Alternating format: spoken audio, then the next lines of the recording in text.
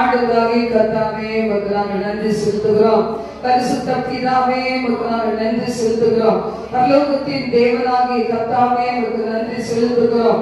தூரத்திற்கும் தேவன் சமீபத்திற்கும் தேவனாய் இருக்கிறேன். ஆண்டவரே, என்னுடைய குடும்பம் முழுவதையும் தூர இடங்களிலே உடைய பரிசுத்த இரத்தத்திற்குள்ளாக கொடுக்கிற தேவ திட்டத்தை நிறைவேற்றும்படிக்கு தேவ ஆவியானவர் அவர்களோடு இடைப்பட்டு கர்த்தர் எனக்காக யாவையும் செய்து முடித்திருக்கிறதை உறுதிப்படுத்தும்படி ஒரு கரத்துல கொடுத்து செபிக்கிறப்பா.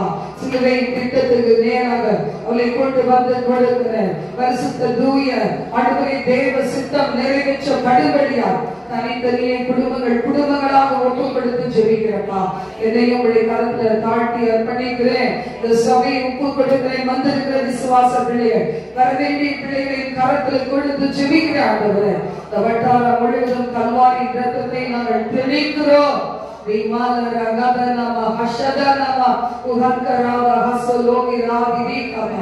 இந்தியா தேசத்துக்காக அடுத்த குறிப்பாக தமிழ்நாட்டுக்காக நாங்கள் துதிக்கிறோம். North India, south India, east India, west India, Ilangai தேசம் கொழும்பு பகுதிகள், உலக நாடுகளின் ஒவ்வொரு பகுதிகள் எல்லாவற்றையும் ரத்தத்தை தெளித்து ஆளுகைக்கு கீழாக கொண்டு வந்து ஒப்பு கொடுத்து நாங்கள் செபிக்கிறோம். அல்லேலூயா. கர்த்தர் கரத்துல நாங்கள் கொடுத்து ஜெபிக்கிறோம் அப்பா. ஹல்லேலூயா. யெகோவா ஈரே, தந்தையாம் தேவன், நீர் மாத்திரம் போதும் எனக்கு. யெகோவா ரப்பா, சுகம் தரும் தெய்வம், உம் தழும்புகளால் சுகமானோ. யெகோவா ஷம்மா, என் கூட இருப்பீ, என் தேவை எல்லாம் சந்திப்பீ.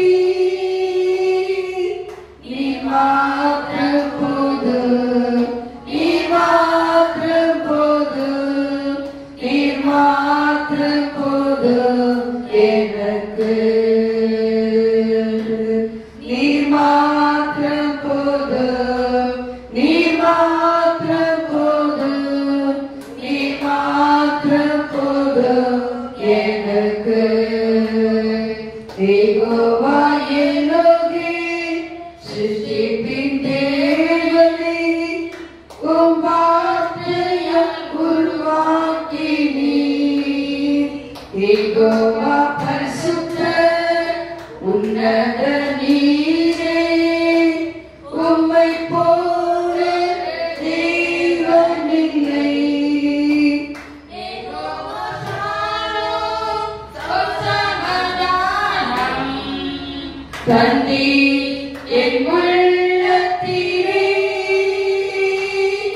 நீ மாத்திரம் போதும், நீ மாத்திரம் போதும், நீ மாத்திரம் போதும் எனக்கு. நீ மாத்திரம் போதும், நீ மாத்திரம் போதும், நீ மாத்திரம் போதும் எனக்கு. இயேசுவே நீரே என் ஆத்ம நேசர், என் மேல் எவ்வளவு அன்பு கொண்டீர். என்னையே மீட்க உம்மையே தந்தீர். உம் அன்பிற்கு இணையில்லையே. என் வாழ்நாள் முழுவதும் உமக்காக வாழ்வேன். நீரே என்றென்றும் போதும். நீர் மாத்திரம் போதும், நீர் மாத்திரம் போதும், நீர் மாத்திரம் போதும் எனக்கு. நீர் மாத்திரம் போதும், நீர் மாத்திரம் போதும், நீர் மாத்திரம் போதும் எனக்கு. நீர் மாத்திரம் போதும், நீர் மாத்திரம் போதும், நீர் மாத்திரம் போதும் எனக்கு. நீர் மாத்திரம் போதும்,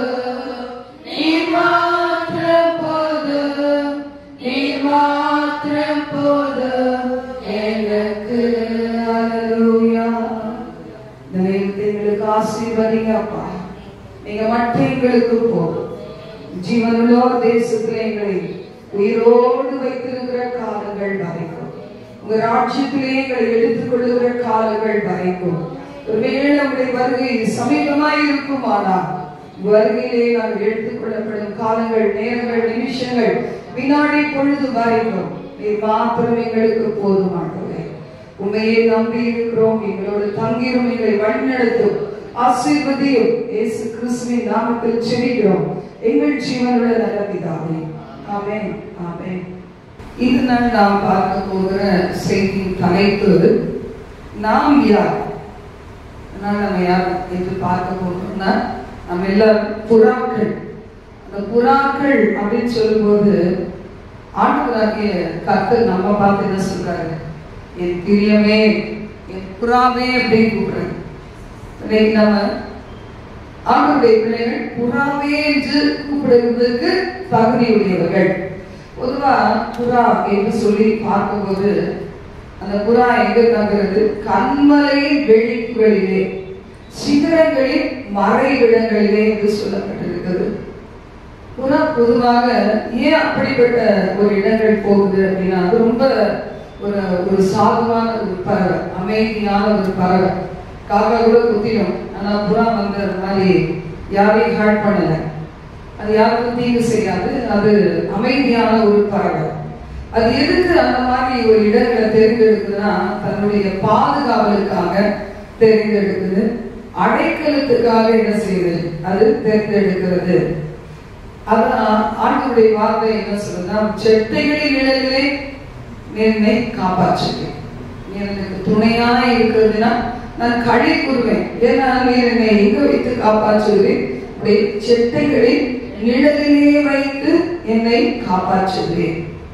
அப்போ நம்முடைய ஆத்துமாவை நேசிக்கிற ஆத்தும நேசர் என்ன செய்கிறார்? நம்மை அவ்வளவு அழகாக நேசித்து அருமையாக பாதுகாத்து நடத்தி வருகிறார். உன்னத பாட்டு 2ஆம் அதிகாரம் 14ஆம் வசனத்தை நாம் வாசிக்க கேட்கலாம். கண்மலையின் வெடிப்புகளிலும் சிகரங்களின் மறைவிடங்களிலும் தங்குகிற என் புறாவே, உன் முகரூபத்தை எனக்கு காண்பி, உன் சத்தத்தை நான் கேட்கட்டும். உன் சத்தம் இன்பமும் உன் முகரூபம் அழகுமாய் இருக்கிறது என்றார். கர்த்தரின் வார்த்தை என்ன சொல்லுகிறது? கண்மலையின் வெடிப்புகளிலும் சிகரங்களின் மறைவிடங்களிலும் தங்குகிற என் புறாவே. இன்னைக்கு இந்த செய்தியை நம்ம கேட்கும் போதே நமக்கு தெரியும் எந்த அளவுக்கு நாம் கிறிஸ்துக்குள்ள மறைக்கிறோம், கிறிஸ்துக்குள்ள நம்ம எந்த அளவுக்கு இணைந்து காணப்படுகிறோம் என்று நமக்கே நல்லா தெரியும்.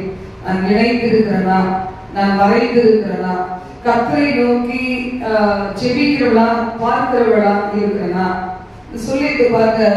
ஆண்டவருடைய வார்த்தை சொல்லுகிறது, உன் முகரூபத்தை எனக்கு காண்பி. இந்த உலகத்துல முகரூபத்தை காண்பிக்க விரும்புகிறவங்க நிறைய பேர். ஏதாவது தங்களை அலங்கரித்துக் கொண்டார்கள், யாரோ ஒருத்தர் பார்க்கணுங்கிறதுக்காக தங்களை அலங்கரித்துக் கொள்கிற பிள்ளைகள் உண்டு. ஆனா ஆள் பாதி ஆடப்பாதின்னு சொல்லுவாங்க பாருங்க. அது மாதிரி நம்ம இந்த உலகத்துல தேவ பிள்ளைகள் தேவனால் நன்றாக ஆசீர்வதிக்கப்பட்டு இருக்கிறோம், நமக்கு எந்த குறைவும் இல்லை என்கிறத உறுதிப்படுத்துகிற விதத்துல நம்ம என்ன செய்வோம்? நம்மை நல்லா வைத்துக்கணும். தன்னை தான் நேசிக்காத ஒருத்தர் மற்றவங்க எல்லாம் தப்பு கணக்குதான் போடுவாங்க. யாரும் என்ன செய்ய மாட்டாங்க, ஏற்றுக்கொள்ளவே மாட்டாங்க. நம்மளை தவறான கண்ணோட்டத்துல பார்த்து தவறாதான் அவங்க என்ன செய்வாங்க, அவங்க அதை குறித்து பேசுவாங்க. ஆனா தன்னை நேசிக்கிறவங்க மற்றவங்களையும் நேசிப்பாங்க, மற்றவங்களையும் வாழ்த்துகிறவங்களா இருப்பாங்க, அங்கீகரிக்கிறவங்களா இருப்பாங்க. நாம எப்படி அப்படிங்கிறது நம்மளே தெரிந்து கொள்ளலாம். வசனம் சொல்லுகிறது, உன் முக ரூபத்தை எனக்கு காண்பி, உன் சத்தத்தை நான் கேட்கட்டும். உன் சத்தம் எனக்கு இன்பமாய் இருக்கிறது, உன் முக ரூபம் அழகுமாய் இருக்கிறது. கர்த்தருடைய இருதயத்தை கொள்ளை கொண்டு போகிற அளவுக்கு நமக்கு அந்த அழகு. அழகு யாரெல்லாம் அழகா இருக்கிறன்னு சொல்றாரு? கிறிஸ்துவுக்குள் மறைந்து இருக்கிற பிள்ளைகள். இதுக்கு முன்னாடி வசனத்தை பார்க்கும்போது கூட என்ன சொல்லப்படுகிறது அப்படின்னு பார்த்தோம்னா, என் பிரியமே ரூபவதியே நீ எழுந்து வா. உன்னத பாட்டை மட்டும் ஆண்டவராகிய கர்த்தர் மணவாட்டி சபையை பார்த்து சொல்லுகிற, அவர் கூப்பிடுகிற பல காரியங்களை நம்ம பார்க்கும்போது அவ்வளவு பிரியம். எப்படி இந்த சாலமோன் மேல சூலமத்தி வைத்திருந்த பிரியம், சூலமத்தி சாலமோன் மீது வைத்திருந்த பிரியம் என்று சொல்லி சொல்லப்பட்டாலும், சபைக்கும் மணவாட்டி சபைக்கும் உள்ள, கிறிஸ்துவுக்கும் சபைக்கும் உள்ள ஒரு தொடர்பு எப்படி இருக்க வேண்டும் என்கிறத ஆழமாய் சொல்லுகிறதா உன்னத பாட்டு. இதுல நம்ம பார்க்கும்போது கர்த்தருடைய வார்த்தை சொல்லுகிறது, உன் சத்தத்தை நான் கேட்கட்டும். என்ன சத்தம் இன்னைக்கு ஆண்டவர் கேட்கிறாரு? தேவ பிள்ளைகளுடைய சண்டை போடுற சத்தமா, முறுமுறுக்கிற சத்தமா, எரிச்சல் அடைகிற சத்தமா, முறையிடுகிற சத்தமா, குடும்பங்களில் என்ன சமாதானம் சந்தோஷம் இல்லாத அளவுக்கு இருக்கிற சத்தமா, இல்ல டிவியில சினிமா பார்க்கிற ஒரு சத்தமா, ராத்திரி தூக்கம் வர வரைக்கும் என்ன செய்வாங்க சில பேர், டிவியை கொண்டு ஸ்கிரீன்ல பார்த்து கொண்டு சினிமாவை பார்த்து கொண்டு அப்படியே தூங்குவாங்க. ஒருத்தர் இல்லைன்னா அந்த டிவி சவுண்டாக கேட்டுக்கொண்டு இருக்கட்டும் என்று சொல்லி நினைக்கிற அநேகர் இப்ப மாடர்ன் வேர்ல்ட்ல இருக்கிறாங்க.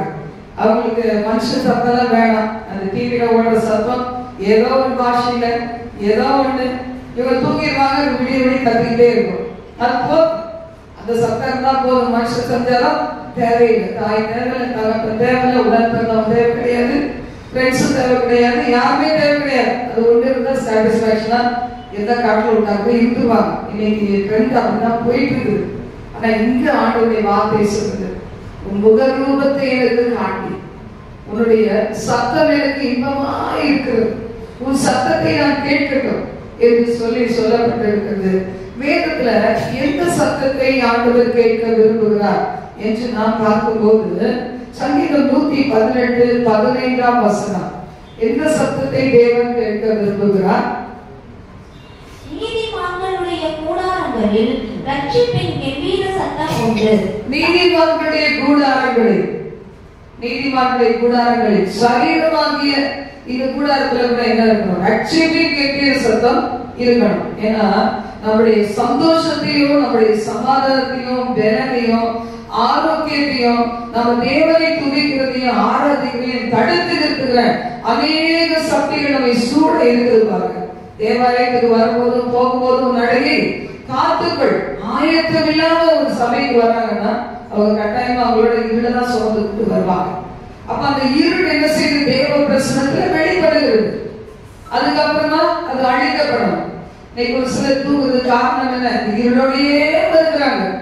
அந்த இருள் அதுக்கு பிறகு ஆராதிக்கிற வேலையில, பாடல் பாடுகிற வேலையில, அவங்களா அர்ப்பணிக்கிற வேலையில, அவங்களா ஆவியானவரால் உணர்த்தப்பட்டு தங்களை ஒப்பு கொடுக்கிற வேலையில, பரிசுத்த ஆவியானவர்களை நிரப்புகிற வேலையில, ஜெயப்படுகிற வேலையில தான் அது அவங்களை விட்டு போகும்.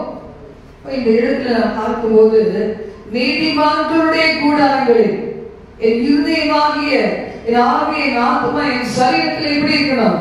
அதுல ரட்சிப்பின் கம்பீர சத்தம், துதியின் சத்தம், ஆர்ப்பரிப்பின் சத்தம், ஒரு ஆராதனையின் சத்தம் காணப்பட வேண்டும். விசுவாசத்தின் வார்த்தைகள் அடங்கிய சத்தம் காணப்பட வேண்டும். எந்த சத்தத்தை நாம தொழிக்கிறவர்களா இந்த உலகத்துல வாழ்ந்து கொண்டு இருக்கிறோம். நம்மை நாமே ஆராய்ந்து பார்க்க வேண்டும். நம்முடைய குடும்பங்கள்ல இருக்குதா? நம்மை தாண்டிதான் நம்முடைய குடும்பங்களுக்கு அது கடந்து செல்ல முடியும். ஒரு குடும்பத்துல ஒண்டியா இருக்கிறது 20 கூடி இருப்பது நடந்த வேதம் சொல்லுது. ஒருத்தர் கீழே விழுந்து அடுத்தது தூக்கி விடுவான். ஆனா ஒண்டியா இருக்க வேண்டிய சூழ்நிலையில் இருக்கிறவங்களுக்கு தாராளமாய் பரிசுத்த ஆவியானவருடைய அனுகிரகம் உண்டு. தாராளமாக ஆவியானவரோட பேசலாம், ஆவியானவரோட கடி கூறலாம், பரிசுத்த ஆவியானவரிலிருந்து செபிக்கலாம், அவருடைய உறவாடுகிற ஒரு தூய வாழ்க்கையை வாழலாம். இத்தனை பெரிய பாக்கியம் தனியா இருக்கவங்களுக்கு அவர் சொல்ல முடியாது, நான் ஒண்டியா இருக்கேன், யாரும் எனக்கு இல்லை. ஆவியானவர் அந்த இடத்துல இருக்கிறார். அவரோடு இணைக்கப்பட்ட ஒரு வாழ்க்கை வாழ்ந்தா யோவானை போல அநேக வெளிப்பாடுகளை நாம் பெற்றுக்கொள்ள முடியும். பத்மோதீவில் எப்படி யோவான் தனித்து விடப்பட்டார்? அநேக இடத்துல சிலர் தனித்து விடப்படுறாங்க, இருக்கிறாங்க எல்லாரும், ஆனா தனித்து விடப்படுறாங்க. ஒரு கூட்டு குடும்பத்தில் இருப்பாங்க, ஆனாலும் தனித்து விடப்படுவாங்க. இரவு நேரத்திலேயாவது ஒரு துணைக்கு இருந்தா நல்லதுன்னு சில பிள்ளைகள் சொல்லுவாங்க. ஆனா அந்த கூட்டு குடும்பத்துல இருந்தாலும் அவங்க தனியா தான் இருக்கிறாங்க. இந்த காலங்கள் அப்படிதான். ஆனா நம்முடைய ஆண்டவர் நம்ம விட்டு விலகாது.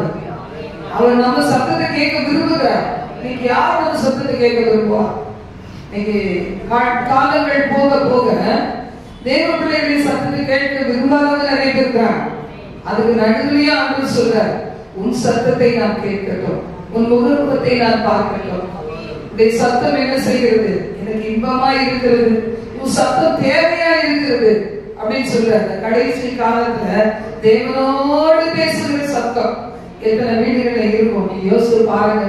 எவ்வளவு நேரம் 24 மணி நேரத்துல நம்ம ஆண்டவரோட செலவழிக்கிறோம். ரொம்ப செல்ஃப் சாட்டிஸ்பாக்சன்.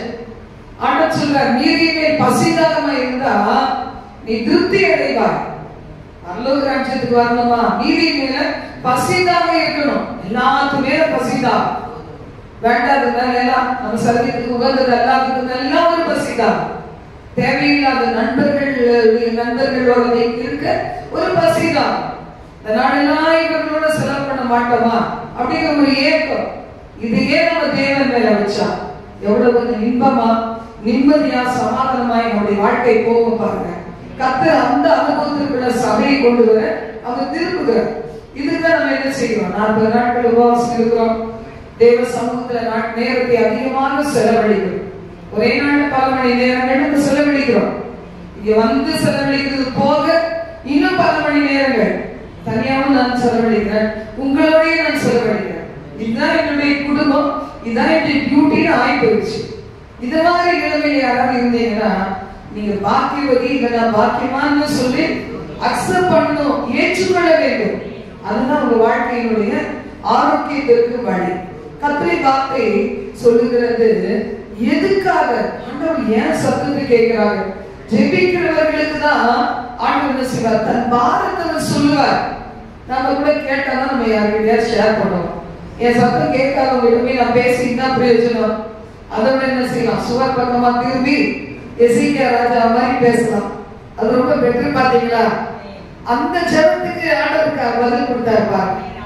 இன்னைக்கு மூடப்பட்ட கதவு எல்லா இருதயமும், வாலி பிள்ளையோட இருதயம், சின்ன பிள்ளையோட இருதயம் எல்லாம் சேர்ந்து மூடப்படுது. வாலி பையன்களானாலும் சரி, பொண்ணுங்களானாலும் சரி, எல்லாம் அப்படிதான்.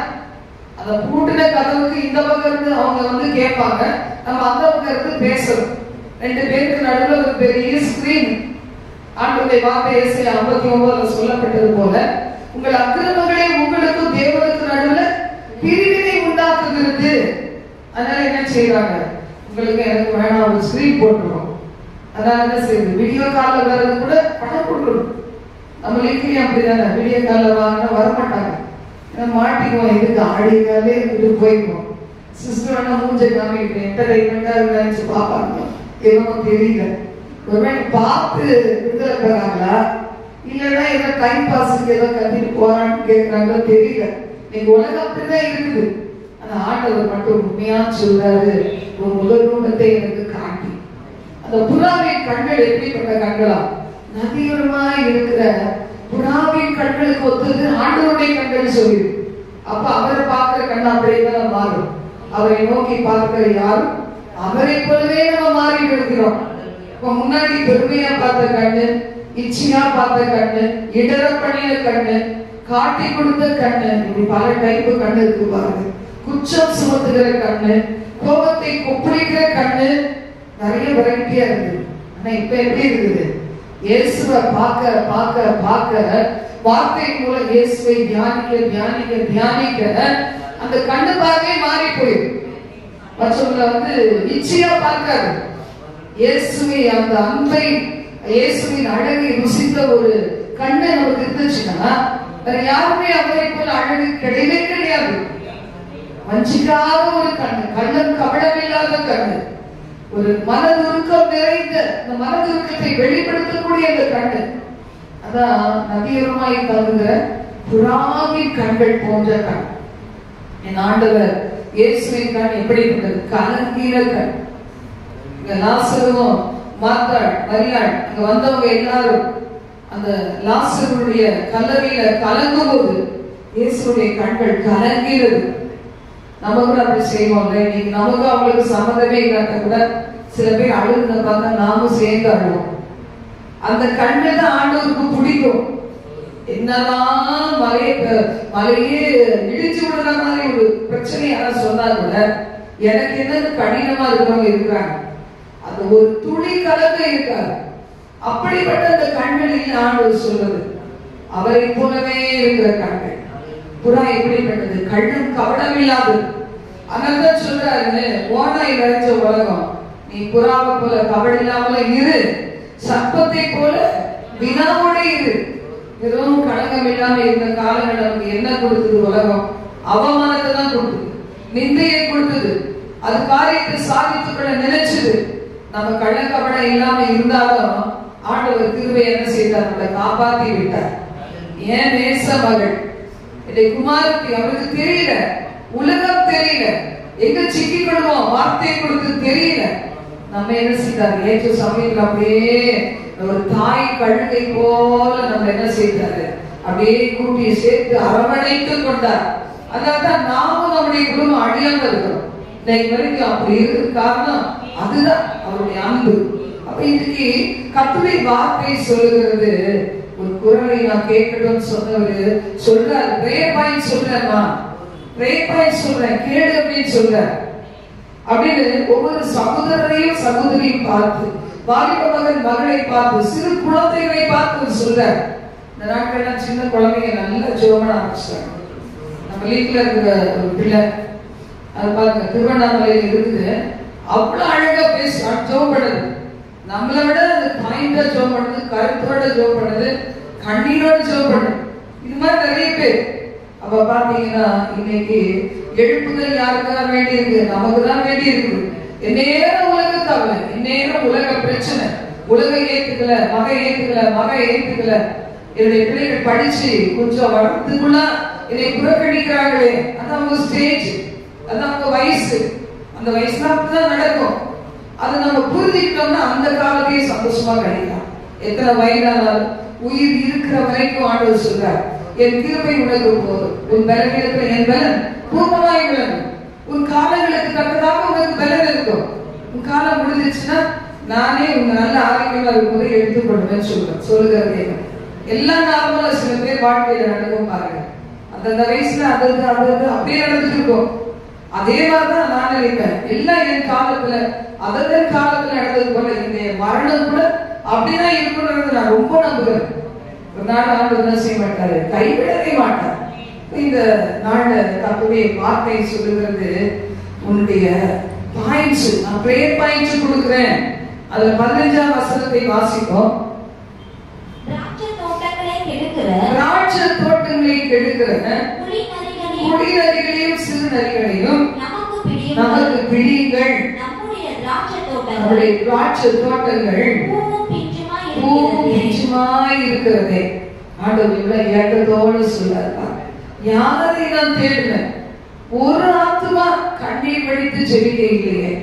தானியேலை போல ஒருத்தர் தேசத்துக்காக கண்ணீர் வடித்து எங்க பாவத்தை மன்னியும். சில பேர் குடும்பத்துக்காக கூட அப்படி சொல்ல மாட்டாங்க.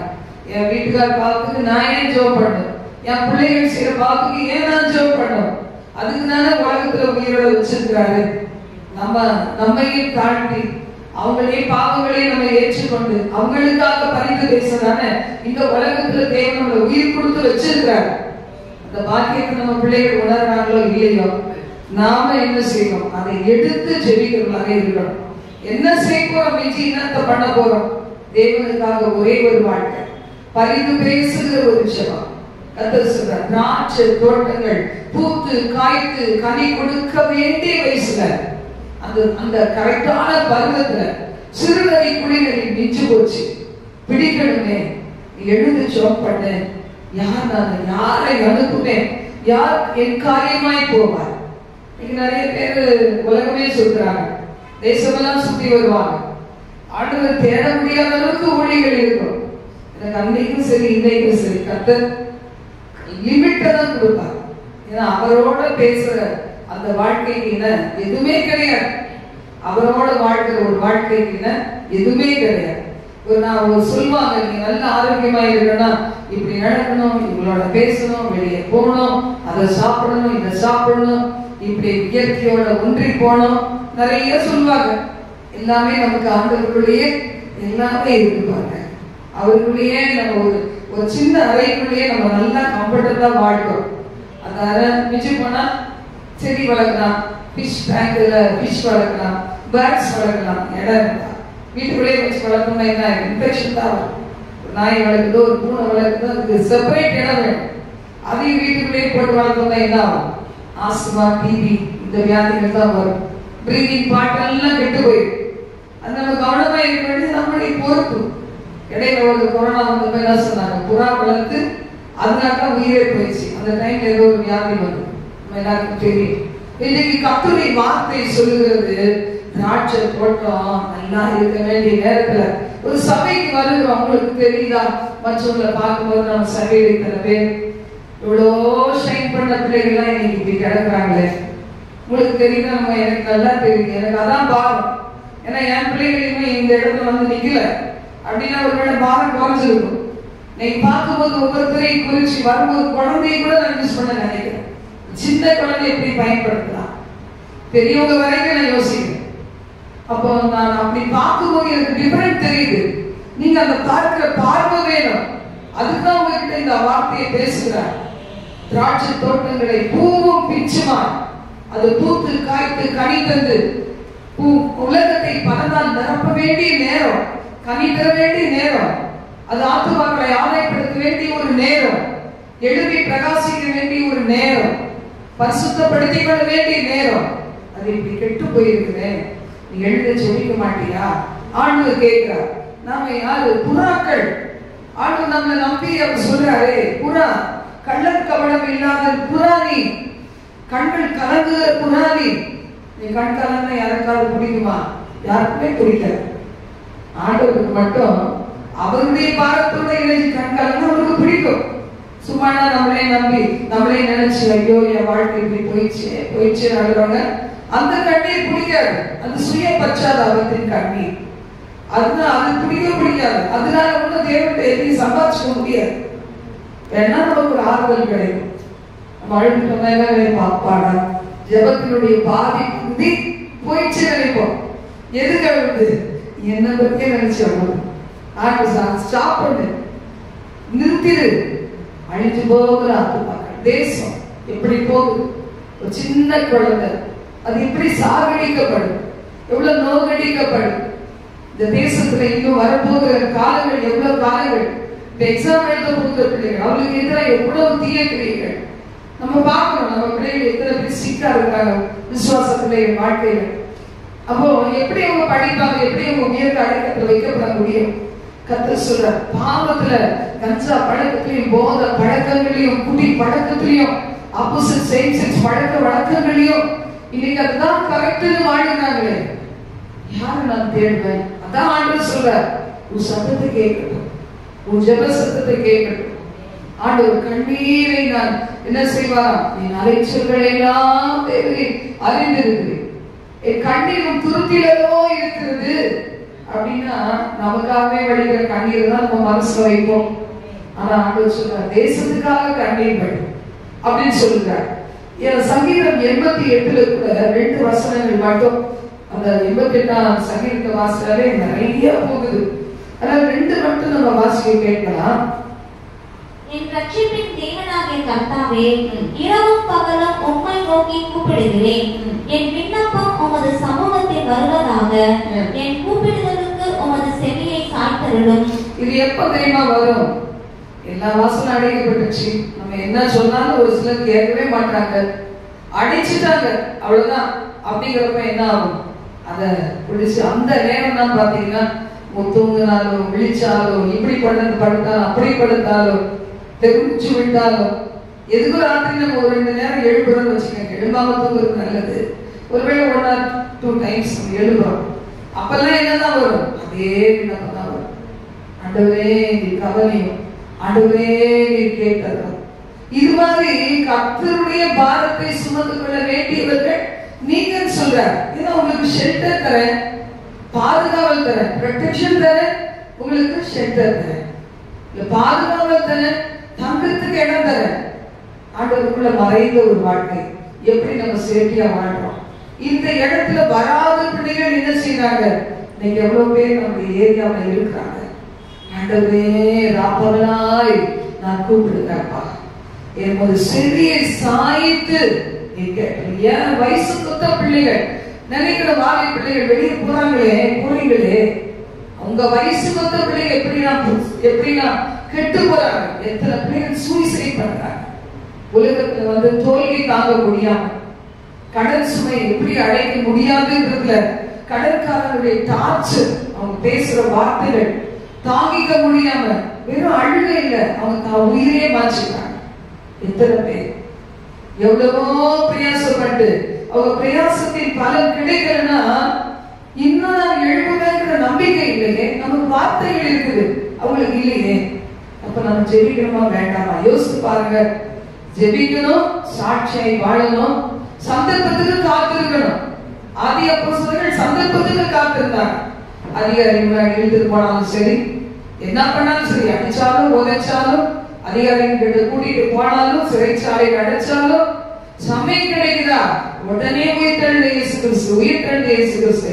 நீங்க கொலை பண்ணீங்க, அந்த ஆண்டவர் தான், அவர் தான் ஆண்டவர், அவரால் தான் ரட்சிப்பு.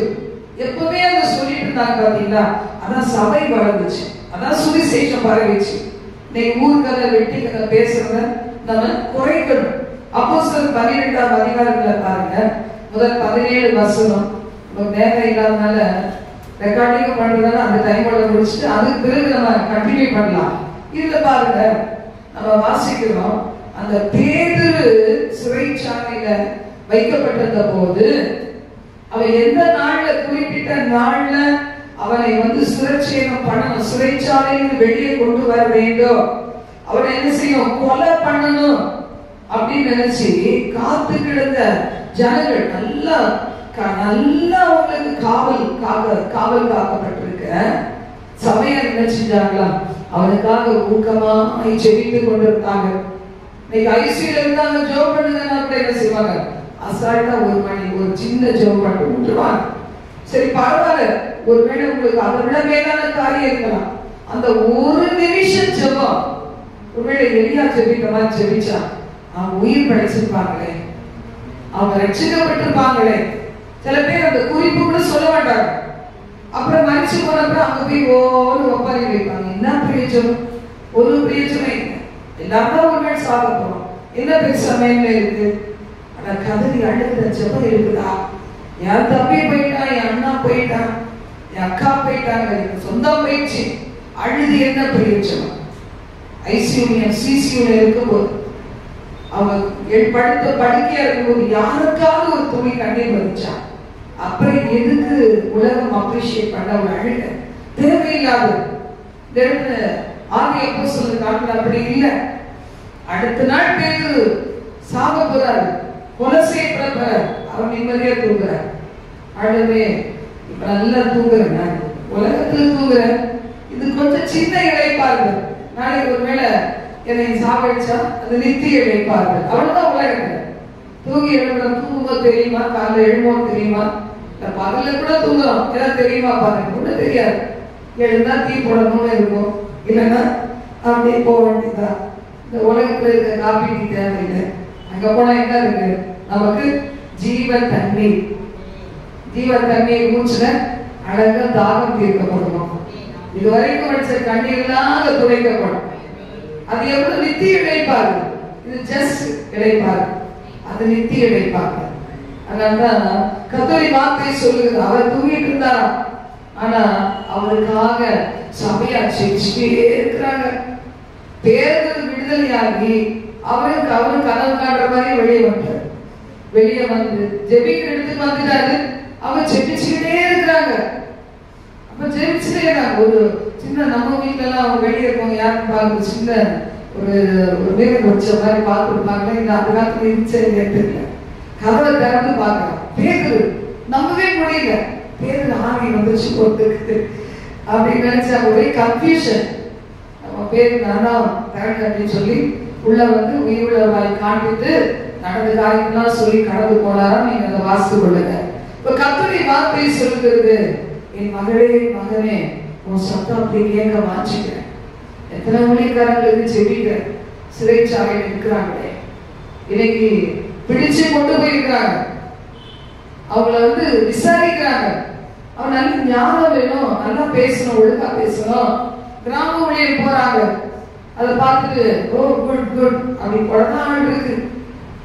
ஆனா அவங்களை தாங்கிறதுக்கு எத்தனை பேர் இருக்கிறோம் யோசித்து பாருங்க.